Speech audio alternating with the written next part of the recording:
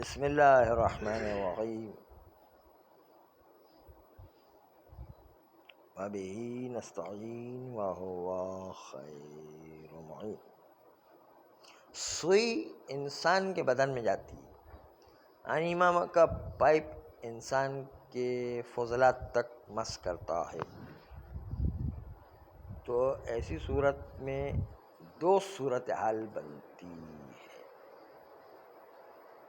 پہلی صورت یہ بنتی ہے کہ نجاست داخلی یا جو انسان کے پیٹ میں ہے اور وہ محسوس نہیں کی جا سکتی، یعنی اس کو دیکھا نہیں جا سکتا ہے، خالی جانتے ہیں کہ ملاقی پیٹ ہی کے اندر نجاست ملاقات کر رہی ہے۔ دوسری صورت یہ تھی کہ نہیں، ہم اپنے حواس سے خمسہ کے ذریعے سے محسوس کر سکتے ہیں کہ وہ باہر کی چیز اندر جا رہی ہے، یعنی خارجی چیز سوئی ہے اندر داخلی کی طرف جا رہی ہے، یعنی خون تک پہنچ رہی ہے۔ تو ایسی صورت میں کہ جب سوئی خون تک پہنچ رہی ہے، اس کو ہم دیکھ بھی سکتے ہیں، محسوس بھی کر سکتے ہیں، یا فرض کرے کہ منہ کے اندر جب شراب پی گئی ہے تو دیکھ بھی سکتے ہیں کہ شراب ہر جگہ پر لگی ہے، لیکن باطن ہونے سے منہ پاک رہتا۔ بس ایک صورت یہ کہ انسان دیکھ سکتا ہو اس باطن والے کو بھی، دوسری صورت یہ کہ باطن والے کو کوئی بالکل دیکھ ہی نہیں سکتا ہے۔ پہلی صورت بیان ہو چکی کہ جب فضلات بھی اندر کی طرف ہے اور وہ پیٹ کا اندرونی حصہ جس سے فضلات ٹکرا رہے وہ بھی اندر ہی اندر ہے اور اس کو انسان دیکھ نہیں سکتا۔ خون بھی اندر ہے، خون کی رگیں بھی اندر ہی ہے، اور انسان نہیں دیکھ سکتا کہ کہاں ملاقات ہو رہی ہے۔ یہ پہلی صورت تھی جو کل تفصیل سے بیان ہو گئی۔ آج جو صورت ہے وہ یہ کہ پہلی قسم کا بالکل برعکس ہے۔ اس میں جس چیز نے ملاقات کی ہے وہ محکوم بنجاست ہے، اس لیے کہ جو روایات دلالت کرتی کہ ملاقی دم سے نجس ہو جایا کرتا ہے وہ اس صورت دوم کو شامل ہے، نجاست والے پہلو کو شامل ہے۔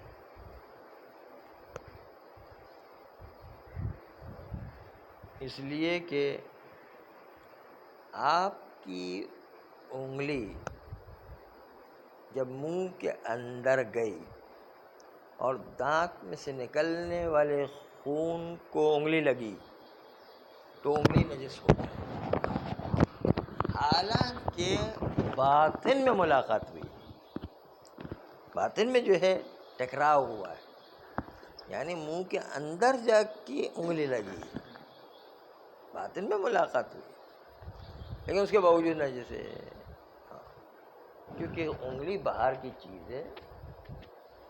پہلے اس سے پہلے والی کیا صورت تھی کہ باہر کی نجس شراب منہ میں جا رہی تھی، پہلی جو صورت تھی وہ تھی شراب منہ میں جا رہی تھی تو منہ کو شراب نجس نہیں کر رہا تھا، لیکن آج الٹا ہے کہ منہ کے اندر دانت میں سے خون آ رہا ہے اور ہم نے باہر سے انگلی منہ میں ڈالی ہے، تو باہر کی انگلی جو پاک تھی اندر جا کے خون سے لگ کر کے نجس ہو جائے، یہ جو ہے یہ نجس ہونے کا پہلو بتا۔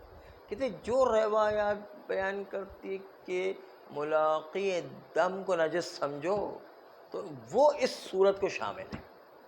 کون سی صورت؟ جب وہ انگلی جو ہے دانت کے اندر خون کو لگاتے، اور روایات جو ہے اس صورت کو شامل ہے۔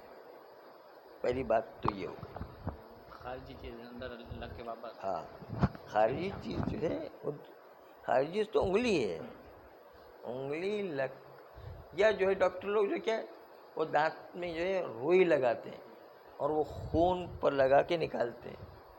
روئی کے اندر خون لگا ہوا آ جاتا ہے نہیں، وہ روئی نجس ہو گئی. ایسے نہیں کہ باطن میں ملاقات کی تو نجس ہی نہیں ہوئے، نہیں باطن میں ملاقات ہونے کے باوجود نجس مانی جائے گی. احسن. یعنی والا جو ہے چبا رہا تھا اس کو خون لگ گیا. ہاں اس کو خون لگ گیا تو وہ بھی نجس ہو گئی. نگل نہیں سکتے. ہاں تو آپ نے آج بالکل الٹا کل کا ملاحظہ کیا. کل باہر کی شراب نجس تھی اور اندر کا منہ پاک تھا. شراب منہ میں ڈالنے سے منہ نجس نہیں ہوا تھا، حالانکہ شراب نجس تھی، شراب اسے لگ کے گئی ہے لیکن پھر بھی جو ہے منہ نجس نہیں ہوگی کہ باطنی حصہ ہے.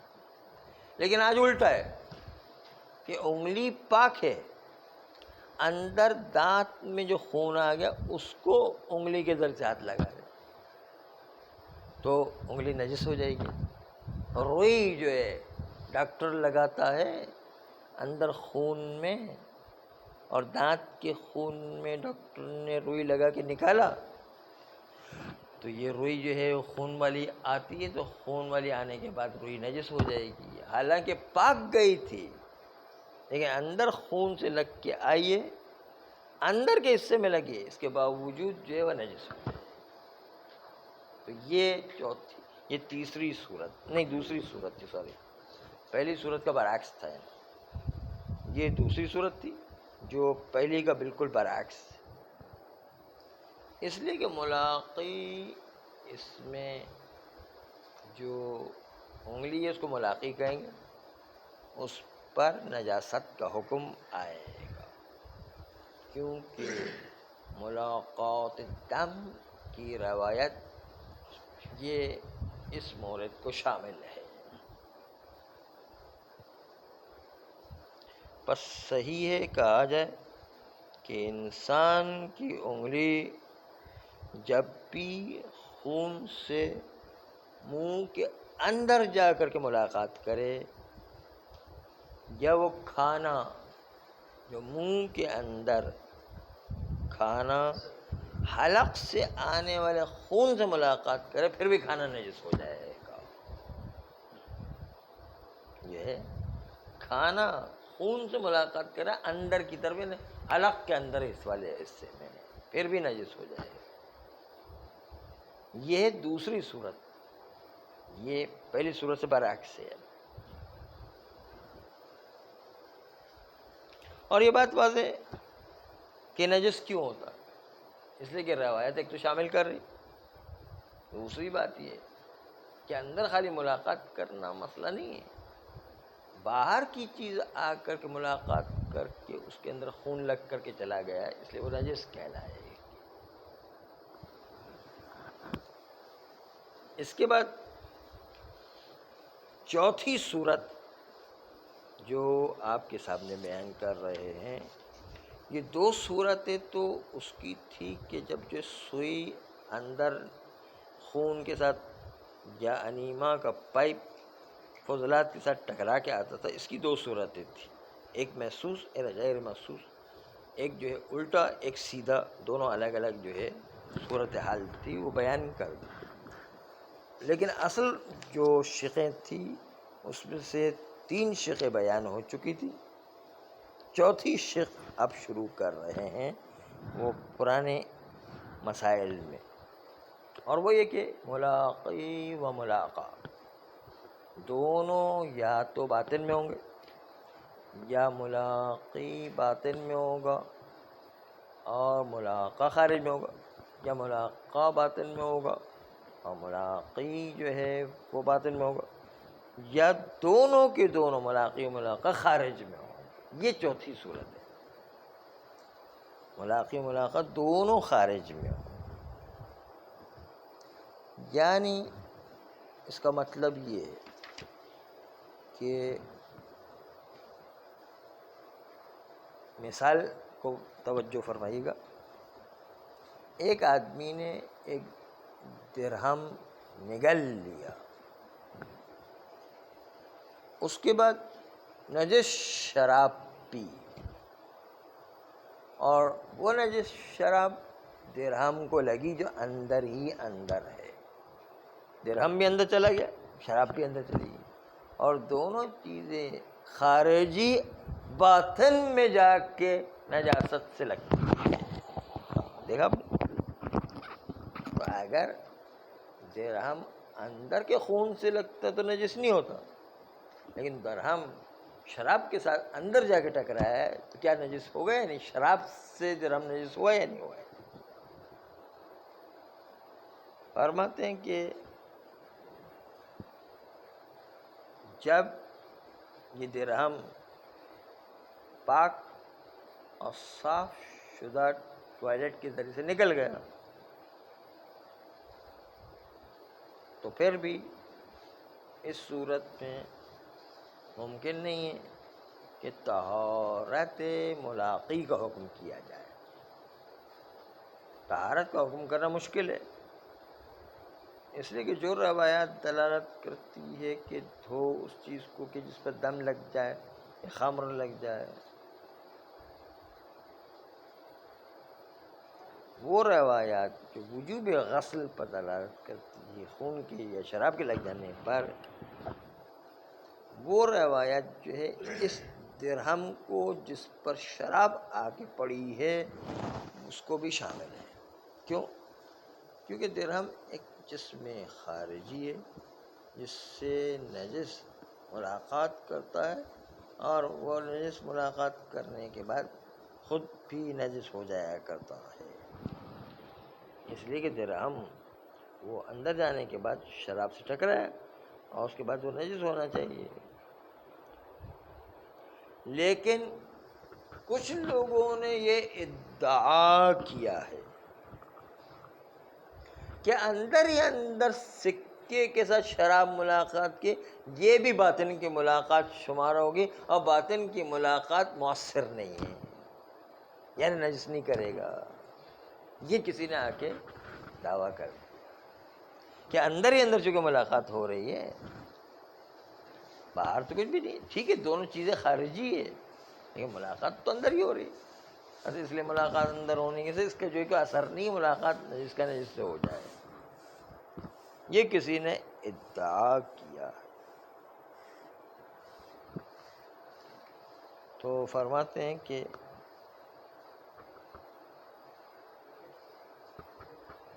وہ ملاقات جو داخلی ہو یا خارجی، اس میں نجاست و عدم نجاست کو کوئی دخل نہیں ہے، بلکہ ملاقات کے نتیجے میں جو اندر ہی اندر ملاقات ہو رہی ہے، فرماتے کہ ملاقات کا موضع چاہے داخل ہو یا خارج، اس کا کوئی نجاست کے حاصل ہونے میں کوئی دخل نہیں ہے، وَإِلَّا تعریف جو روایت میں کی گئی نجس ہونے کی وہ ٹوٹ کر کے رہ جائے گی، کیونکہ اگر ایک انگلی جو انسان کے منہ میں متنجس کرنے والی ہو،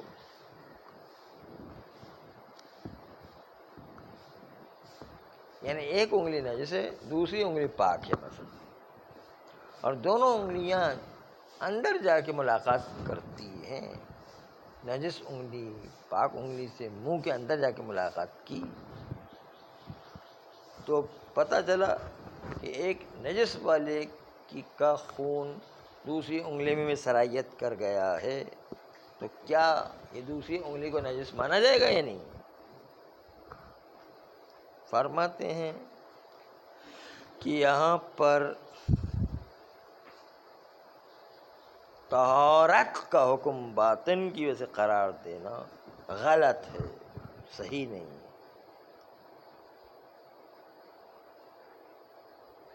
اور اس مطلب پر اس کے علاوہ کہ روایت شامل تھی مضاف پر ان کے جو گزر چکی ہے. ایک موثقہ امور ہے کہ جو امر کرتی ہے کہ دھو لو ہر اس چیز کو کہ جو ہم نے اب تک پہنچائی ہے. ما اصابہ الماء المتنجس، دھو لو اس چیز کو کہ جو جس تک نجاست آ کے لگ گئی ہے اس کو آپ دھو لو. کیونکہ یہ روایت اپنے عموم کے تحت شامل کرنے والی اس درہم کو بھی جو مفروض کلام میں درہم تھا کہ درہم کا الگ دام اور جو ہے وہ دوسری طرف کا الگ دام تھا. مفروض کلام کے اندر جو ہے وہ یہی تھا کہ درہم اس کے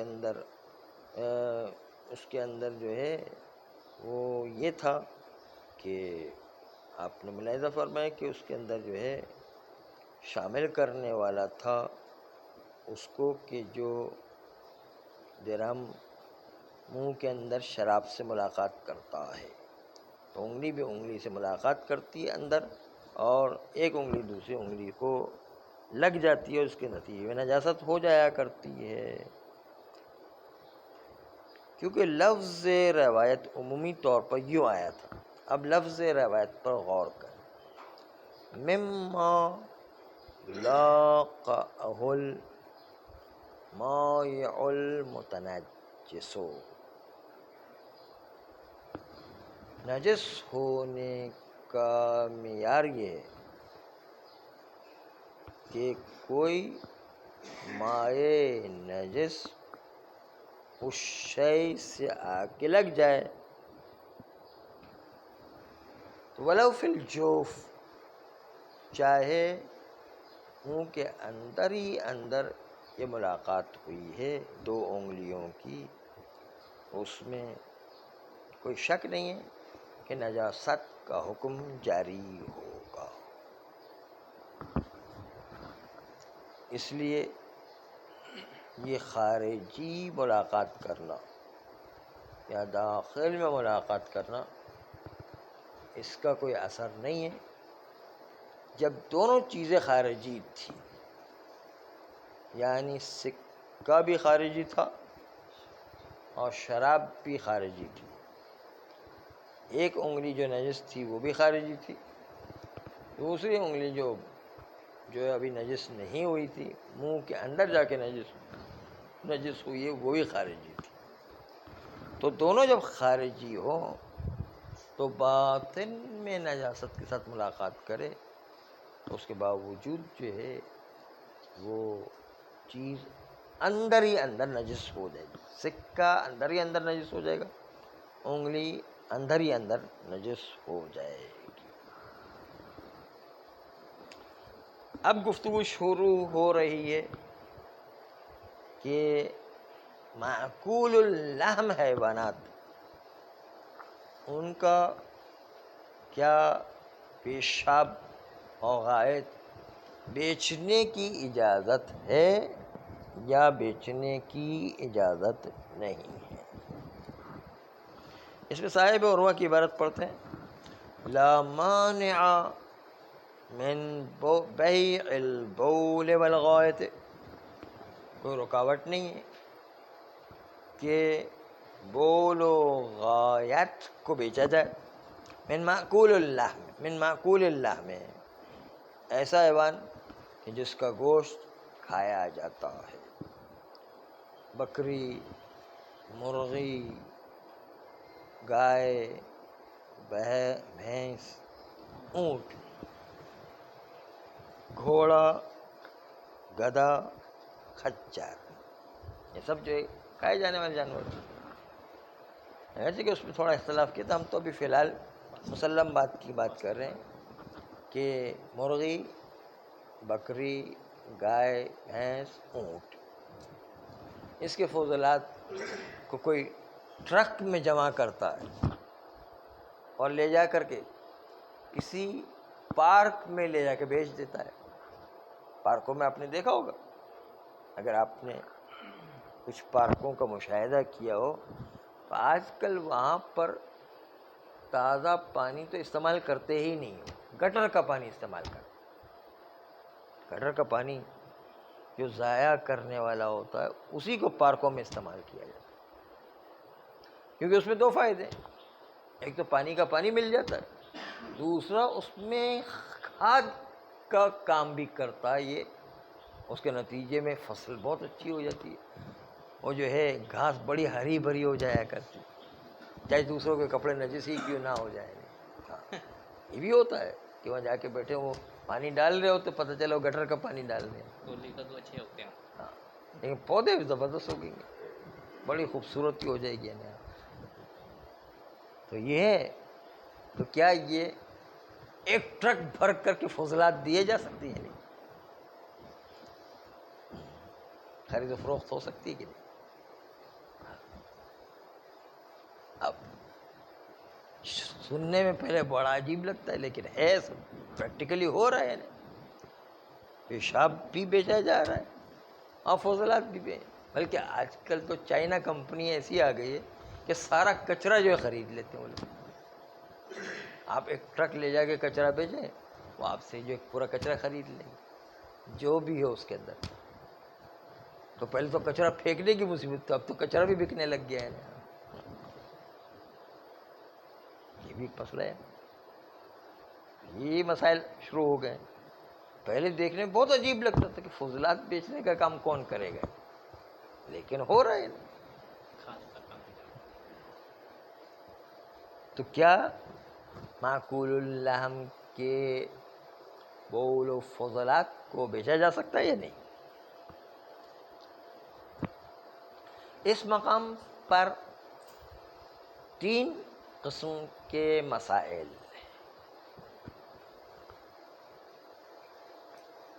پہلا مسئلہ یہ ہے کہ معقول اللحم کا بول و غائط بیچنا جائز ہے۔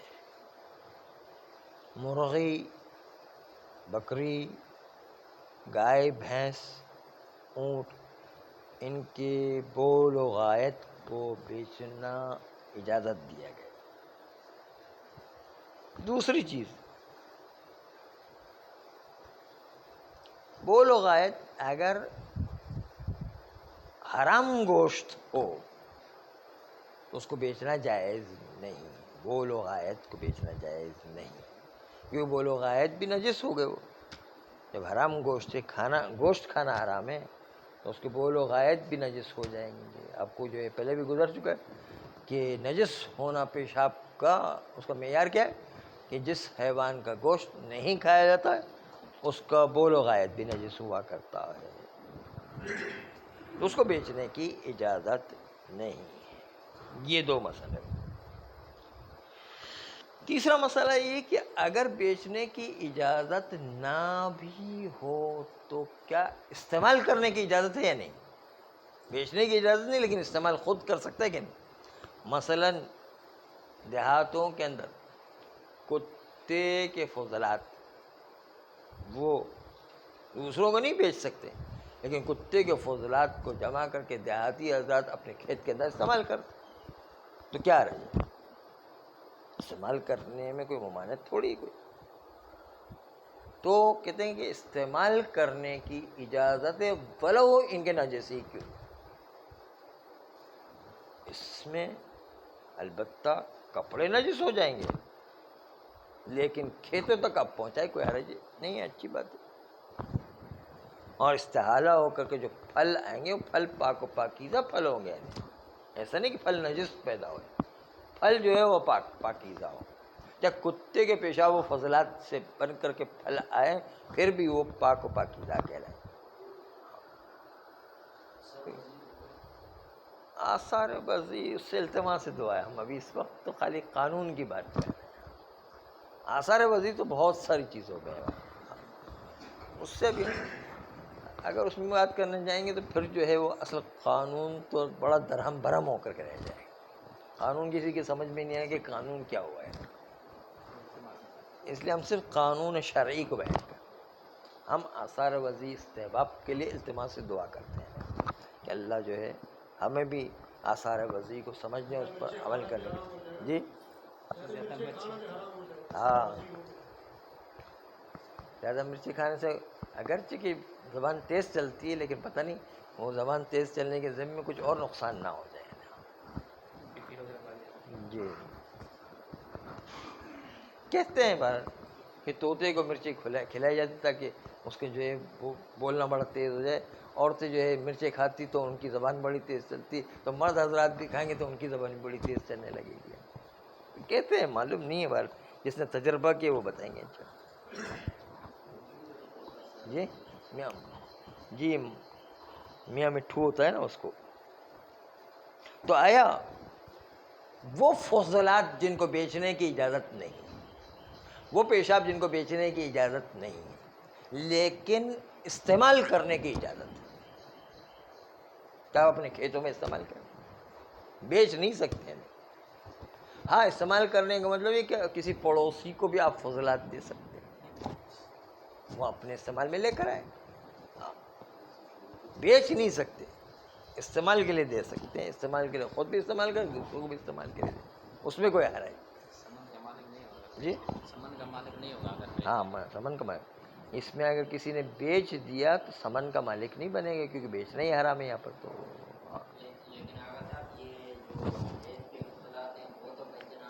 کیا چلاتے ہیں بیچ تو وہ تو معقول اللہ ہے، معقول اللہ میں ہاں اس کو بیچنے جائے. کیونکہ ابھی گزرا کہ جن حیوانات کا گوشت کھایا جاتا ہے ان کے پیشاب اور ان کے فضلات کو بیچنے کی اجازت ہے. یہ تو چلے نجس فضلات کی، کتے کا مسئلہ یا لومڑی کا مسئلہ یا شیر کا مسئلہ، جیسے ہاتھی، دوسرا بہت سارے حیوانات ہیں. خالی ایک مثال کافی ہوا کرتی. تو بات یہ کہ ان کے فضلات بیچنے کی اجازت نہیں ہے لیکن اس کو استعمال کرنے کی اجازت ہے. خود بھی استعمال کریں، کیونکہ عام طور پر دیہاتوں میں کتے ہوتے ہیں جو نجس جانور ہیں. عام طور پر گھروں کے اندر جو ہے کتے رکھے جاتے ہیں، تو کتے کے فضلات کو بھی کھیتوں میں استعمال کیا جائے تو کوئی حرج نہیں ہے.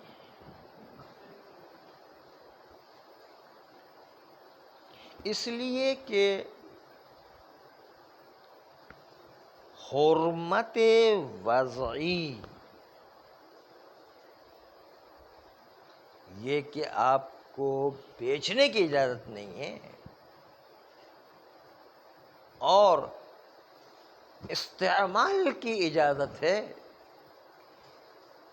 یہ دونوں کے درمیان کوئی ملازمہ نہیں ہے کہ ایک حرام ہو تو دوسرا بھی حرام ہو جائے، ایک نجس ہو تو دوسرا بھی نجس ہو جائے، ایک جو ہے جائز ہو جائے تو دوسرا بھی جائز. نہیں، دونوں میں کوئی ملازمہ نہیں ہے. کہ ممکن ہے بیچنے کی اجازت نہ ہو لیکن استعمال کی اجازت ہو. دونوں میں کوئی ملازمہ نہیں ہے کہ بیچنے کی اجازت نہیں ہے تو استعمال کرنے کی بھی اجازت نہیں. یہ کوئی ملازمہ نہیں ہے ان دونوں کے درمیان.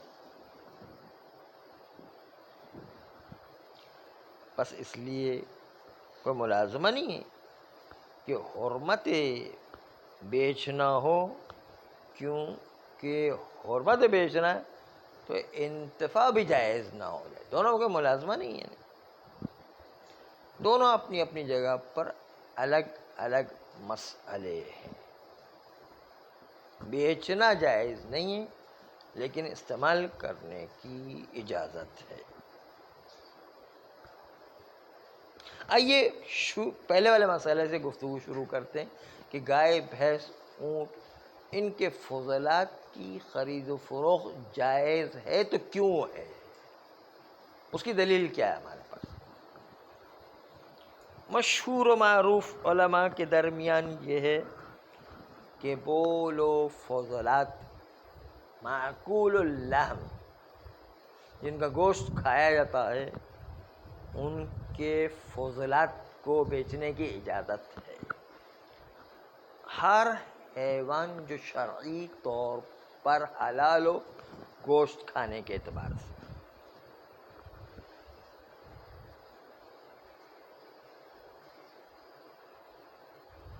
بلکہ روایات تو چھوڑ دیں، سیرت قطعیہ مسلمہ زمان معصومین سے لے کر آج تک اس بات پر جاری ہے کہ ان فضلات کے مقابل میں پیسوں کو دیا جاتا تھا معصومین کے زمانے سے آج تک. آج بھی شاید دیہاتوں میں یہ ہو کہ وہ بھینس کے فضلات کے وہ ٹکیاں بناتے ہیں اور پھر جو بیچتے بھی ہیں. یہ اتفاق سے جلانے کے کام بھی آتا ہے اور سردی میں جو ہے وہ جلانے کے بھی کام آتا ہے. دوسرے ایک کھاد کے طور پر بھی کام آتا ہے. تو دونوں جو ہے اتنے عظیم فائدے موجود ہیں اور نجس بھی نہیں ہے. سب سے بڑی بات ہے کہ نجس بھی نہیں کرتا وہ. کھانا بھی اچھا اس کو تو نہیں کھاتے نا. ہاں جلانے سے اینٹیں بھی وہ پکاتے ہیں. وہ کوئلہ کڑھائی جو ہے نا وہ اس سے بن جاتی ہے آپ کی. اینٹیں بھی پکاتے ہیں. جی اینٹیں کچی ہوتی ہیں اس کو ہاں پکاتے ہیں. جو تو اہل فن جانتے ہیں کہ اس کے اور وہ کیا کیا کام ہو سکتے ہیں.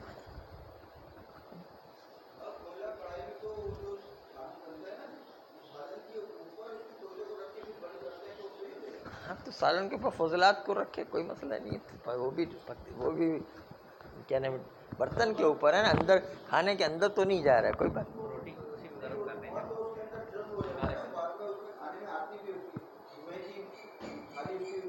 ہاں تو وہ جو ہے وہ فضلات کی خوشبو اندر آتی رہے تو کوئی بات نہیں ہے, مسئلہ نہیں ہے. صرف جو ہے اندر اس کے ذرات نہیں جانا چاہیے. ہاں بالکل بہترین حلال کمائی ہے.